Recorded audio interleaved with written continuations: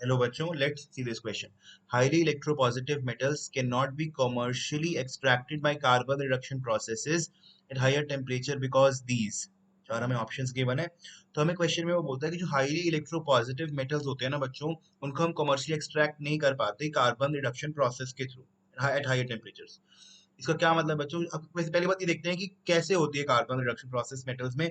तो मुझे क्या करना पड़ेगा, अगर मुझे कार्बन के साथ रिड्यूस कराना है तो मुझे अपनी मेटल की रिएक्शन करानी पड़ेगी कार्बन के साथ, है ना। और जब ये रिएक्शन होगी तो मुझे क्या मिलेगा, मुझे मिलेगा मेटल कार्बाइड बच्चों।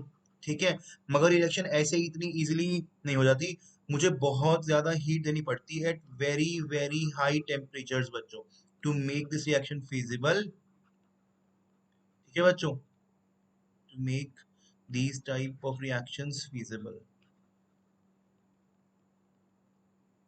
क्योंकि नॉर्मल कंडीशन में रिएक्शन स्पॉन्टेनियस नहीं होती। In order to make this reaction spontaneous मुझे इस रिएक्शन को कराने के लिए वेरी वेरी हाई टेम्परेचर पर हीट देना पड़ता है, तब जाके मेरा मेटल प्लस कार्बन रिएक्ट करता है और मेटल का रिडक्शन होता है, मेटल कार्बाइड बनता है बच्चों। ठीक है, मगर जब मैं इसको, जो ये मेरा मेटल है, इसको बहुत ज्यादा हीट करूंगा कार्बन की प्रेजेंस में बच्चों, तो मेरे मेटल पे क्या इफेक्ट पड़ता है बच्चों, मेरा मेटल ना वेपर्स में कन्वर्ट होने लगता है।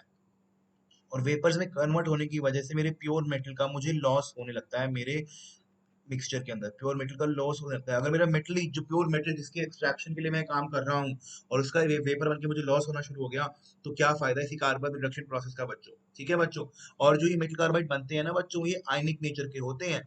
ठीक है, तो जरा मैं ऑप्शन देखूं तो ऑप्शन डी कहता है वो कि metal oxides are not reduce by carbon.